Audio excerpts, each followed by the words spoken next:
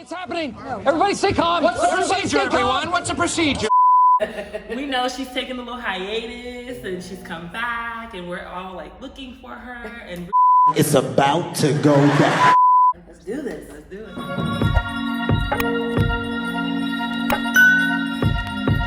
We know she's taking a little hiatus and she's come back and we're all like looking for her and really excited to see what else you hiatus. That's okay. Come back to the Bridge Effect. Guys, I have Liberia's like top vlogger, the one and only Philomena.com, Royda Urey.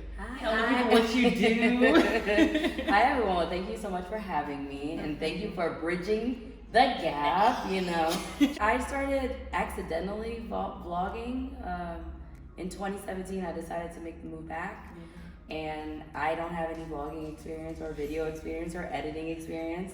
My best friend Sando was like, you need to like show people how you live, because you know, in America, when you say you're moving back to Liberia, they're like, what? Like, are you sure? Are you sure? Are there lines in the front yard? And you're just like, really? Do these people really believe that? Right. So I started vlogging on like my iPhone and using iMovie back in 2017. Yeah.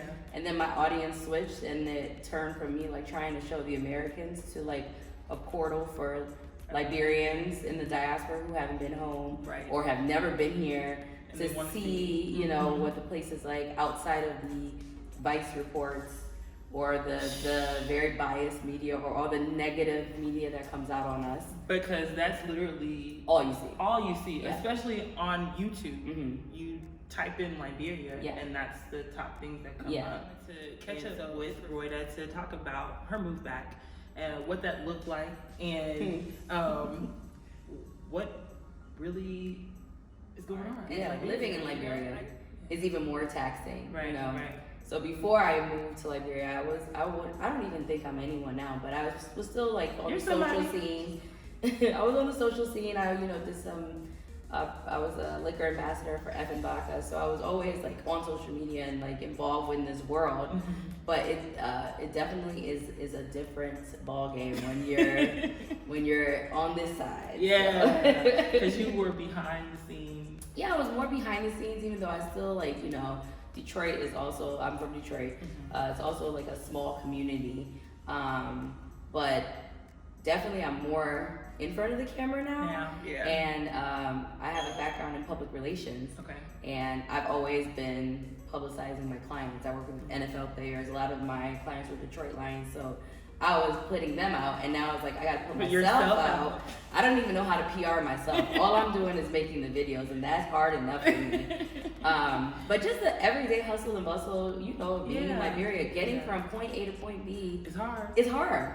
It's not as easy as it is to run to Whole Foods in Georgia or Detroit. It's a challenge. There's a lot of things that happen from leaving your doorstep. Because it's like if you don't even have the transportation, number one, you're gonna be stuck. Or you can have transportation like me. My car broke down today. It did. We were supposed to meet somewhere and it broke down, and I was like, well, come meet me at my house. With the economic situation that's going on in Liberia right now, what are some difficulties that you have experienced being here through the election and inauguration to now the serving of this new administration? So, I mean, I think I moved at a very interesting time. Okay. So when the country is in the midst of an election, 2017, all business was on hold because everybody was waiting to see who the new incoming government was. So that's like 1 year of not really moving as an economy. Then the new administration comes in, there's some difficulty, there's some challenges. So everybody's still waiting to see what's gonna happen. And then here we are 2 years later and things are where they are. I think any Liberian from top to bottom, wherever you are in life, economic status, everyone's suffering in some way. And for us who have, outside resources and have, the opportunity to have jobs and businesses, if we're suffering, what is the average Liberian going through?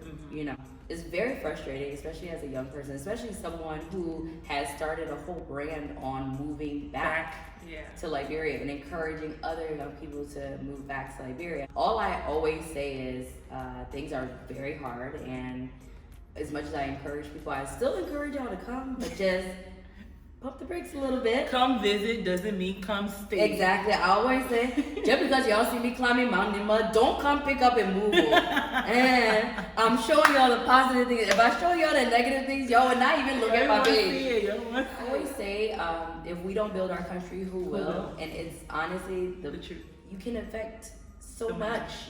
Doing so little. Look at my little vlog that I started on my iPhone that has now turned into a brand and a business. And I think that's the difference of like starting your business and your brands here, because one, it's a smaller market, but two, it's home. Right. And no matter what you're doing, you're building a legacy of some sort. Something, yeah. I don't get paid to do these videos. I do them. I host them. I produce them. I edit them.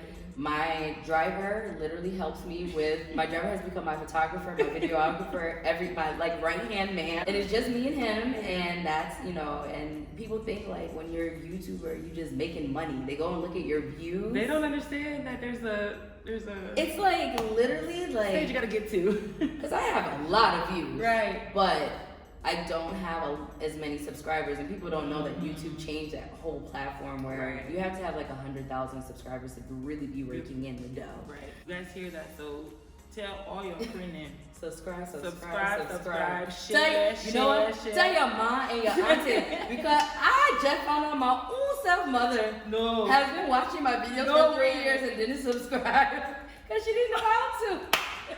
She said, "Oh." Okay, so here we're gonna do a little breakdown of a tutorial right now. Okay, everybody stop. Pause the video. Scroll down. You will look to the right hand side. It's a red letters. The letters say subscribe. I want all of you to click it. Right? So click it. And then you will also click the bell, so that you will have a notification anytime you get posted video. Anytime I post a video. Exactly. And subscribe to both of us. Both of us. Yeah. So that means you gotta click my own. Click our own. Then you go over and click my own. And make sure you tell everybody to do that, because I feel like it's an honor to be able to do this. Yeah, to provide this for people. I mean, people always ask me, you know, why I do it, and it's definitely not for the money. Right. And a lot of the time when you see me on a hiatus is because Liberia has kicked my butt. Yeah. My car broke down, or you know, you need to take care of you. You gotta take care of you sometimes, and you know, self-care is a must. Self-care and self-love. And it's not even about self-care here, it's like sanity. Like if you don't take a break and take a breather, you might lose it. That's real. Yeah, because it's not America. It is not America. The conveniences are not there, but there's also a good side to that. But I think one of the most rewarding things is, like, I was out Friday night, and this lady came up to the table and she's like, I just had to come and say hi. I haven't been home in 44 years. Wow. And I was scared to come because of everything I've been seeing, but then I saw your videos and you encouraged me to come. And I'm having a great time. And like, so those things, like, for all the hate that I get, the few messages that I do get of like positivity, it means so much, because it's like, I wish I had someone like me when I was thinking about moving. So if I can help some people make that transition, why not? That's beautiful. Yeah. Let's talk about sustainability in the move. And I know that's a difficult thing, because we see many Liberians that come home with these glorious plans to do much. Oh, so much. To do a lot without really calculating that move and everything that it entails. Yes. So how does sustainability look like to you? My move was kind of quick, and I didn't plan it like I should have, but I don't even know even if you plan to the ultimate, it still won't be enough, because it's Liberia, and it's anything that you think is going to be smooth is not going to be. Right. I always say just plan as much as you can, prepare. Shipping, when you ship something, just assume it might come 3 months later than they say it's gonna arrive. So don't, any timetable, throw away timetables, throw away everything. Okay, so throw away timetables. Throw away timetables. I always say for everyone, make sure you have a living situation and a job here, or some type of income way to make money. Liberia is extremely expensive, and people think because we're the third poorest country in the world, that everything is going to be dirt cheap. It's actually the opposite. Because we are one of the poorest countries in the world, people, inflated. Everything's inflated. We have to ship everything in and all these different things. So I would not advise anybody to have like a eat, pray, love moment and just think you're gonna come here and do yoga on the beach, because you will suffer. You will suffer and it will come quick. It will not come slowly. It will just hit you, just like the heat hits you when you get off the plane. It will hit you.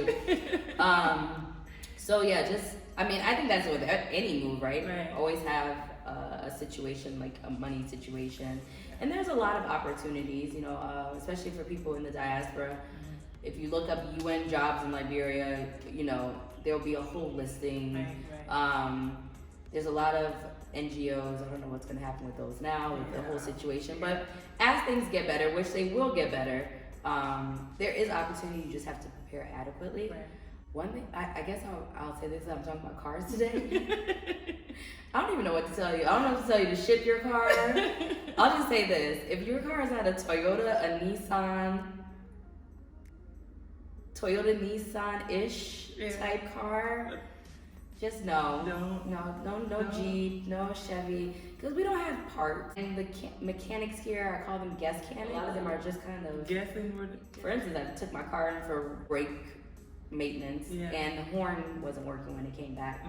I was just like, I don't know how those two. It was working before. I don't know how the two were connected, but literally this morning when we were supposed to meet up, I took my car to fix the water tank, and by the afternoon, the fuse box blew up. So I don't really know if it's the elements, or the guest candidates. But make sure you have a foreign car. Shipping a car here is expensive. Shipping anything here is expensive. Get your container prices. I would suggest buying things here. We just had a new store open, Orca. Big change in the game. Plugging that, Listen, they need to give me an endorsement, because anything that you like drive, like they need to run me my coins. Run me some money.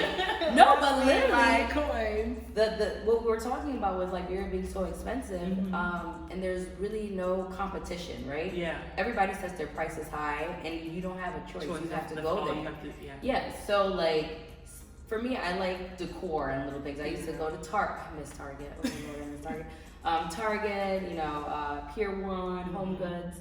So this store came, and it literally was like Christmas for adults. We were like running through the aisle of affordable things, and it makes you more proud to live here. It makes you want to invest in your home and, you know, do more. So we're getting there. We're getting there. I mean, we got Orca, we got Pink Bear, we got all these. Sheraton, they're building. Pink Bear is so good. I'm so happy. Like, I went there Sunday. We're getting a Sheraton hotel, which is a big deal. So we're getting there. But until we get there, even with these things, like, I ship barrels all the time. So when I go to the States for holiday for the summer, I go to like Sam's Club and Costco and get like everything, toiletries, because and don't let people tell you that we don't have anything here. We have everything here. It's just a lot more. The price. So you hear that it's here. It's just inflated. Yeah, all about planning. So you plan properly. I shop for the year or shop for 6 months.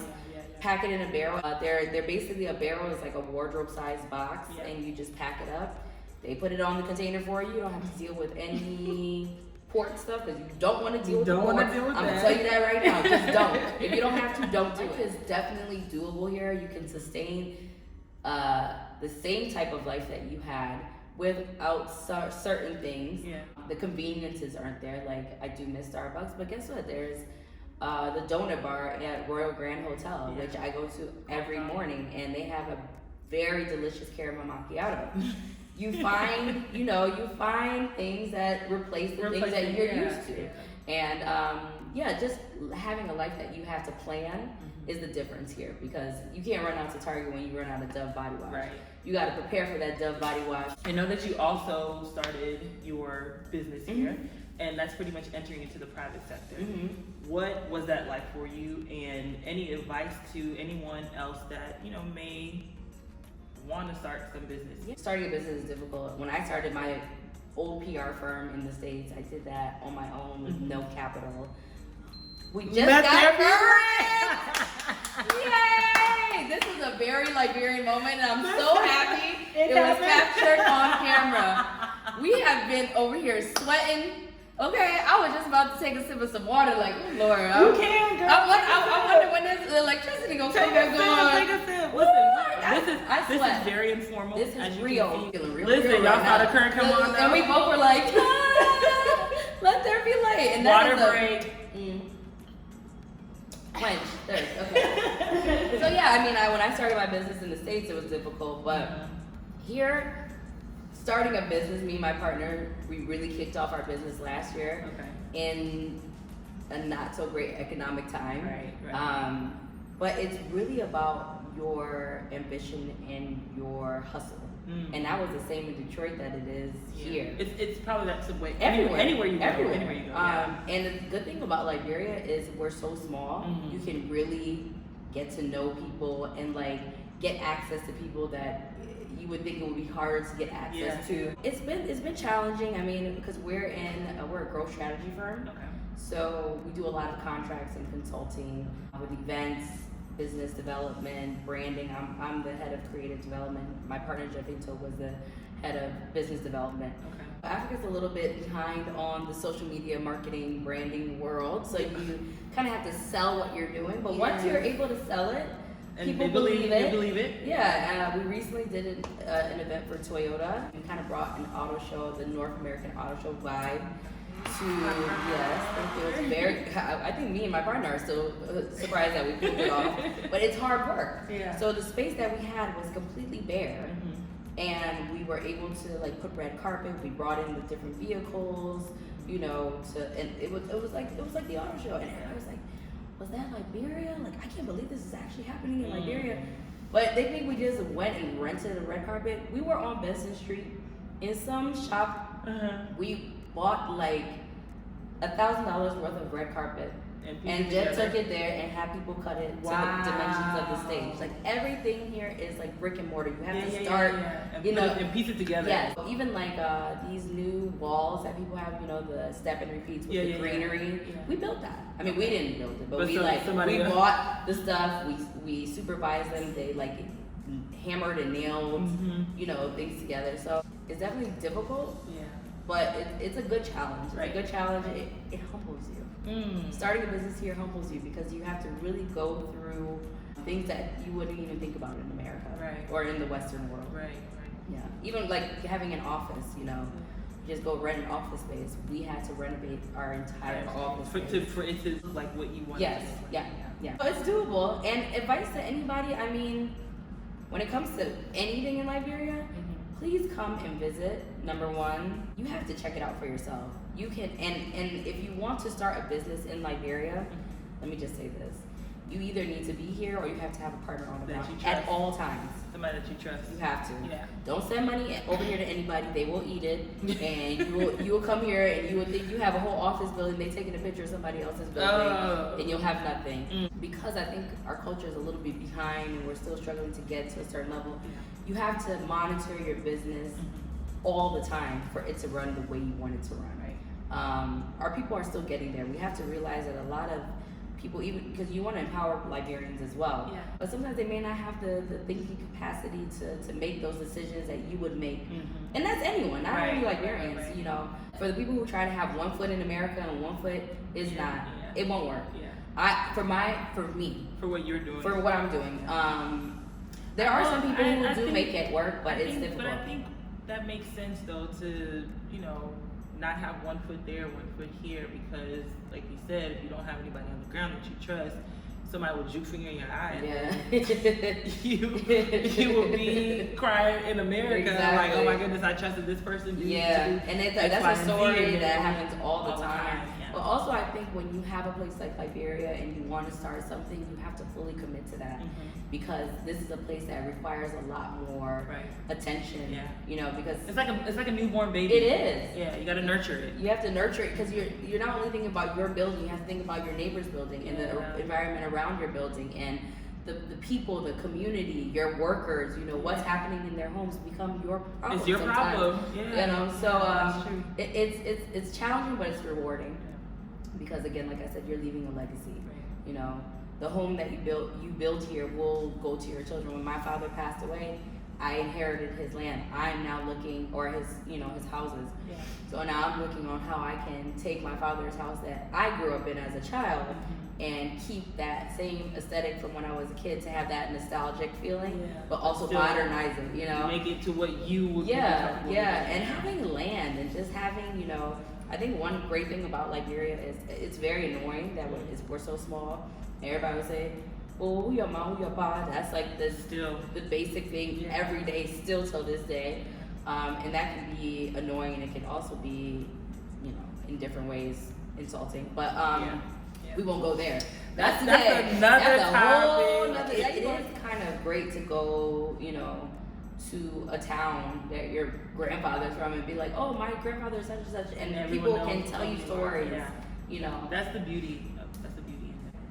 Do you have any words of wisdom to anyone out there that is in the creative space that would like to start a YouTube, focused on whatever? Doesn't have to be Liberia focused, but any type of, because I mean, you're pretty much in the PR space, you're in the creative space on YouTube. So any words of wisdom?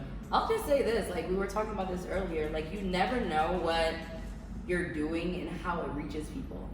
When I started my vlog, I literally thought it would be my friends watching. And I didn't think anybody would be interested. Just like you said, when you put some videos out, you were surprised at people's attention.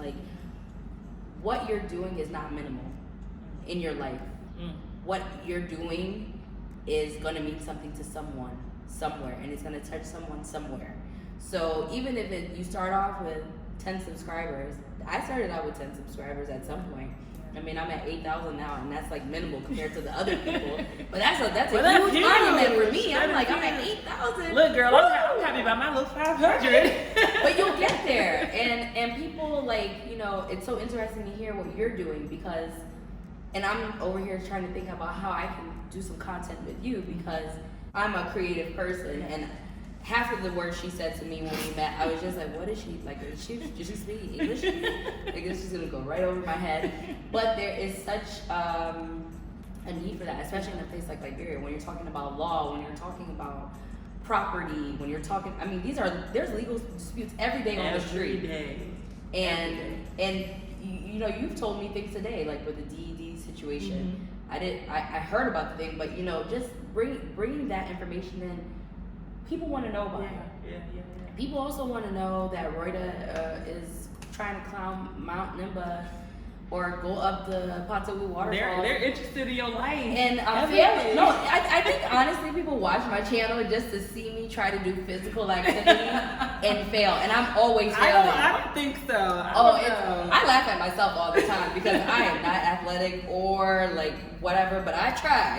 I try, and I'm also very short, so it's always fun to watch me struggle. But we won't stand up because I literally tower over. No, I'm not even gonna do that. I'm not gonna even embarrass myself today. I tower over. But whatever you're doing in your living room, your little YouTube dream can turn into something. Look at the kid who's the richest person on YouTube. I know. He's making 20-something million a year unwrapping gifts. We trying to get Who there. would have thought that? Why? I'm let me born some children real quick. And put them in front of the I would camera. just put that in the yard and just Go play. put a Liberian twist on it. Maybe that'll pick up. I don't know. That's a good idea. That was my That was idea. your idea. Listen, if you do, you better credit her. Give me my rights. We doing credits over here, okay, y'all? Tag her, say, listen, thank you for the idea, okay, if you take it. But definitely, I would say, especially to African children in the creative space in general, don't let your parents or your family deter you from that, because I can tell you when I decided to, I think when I first started uni, I was interested in journalism, and my father was completely against that. He wanted me to be a lawyer like her, and I was like, and I remember when I started my business in Detroit, I was actually talking about it today.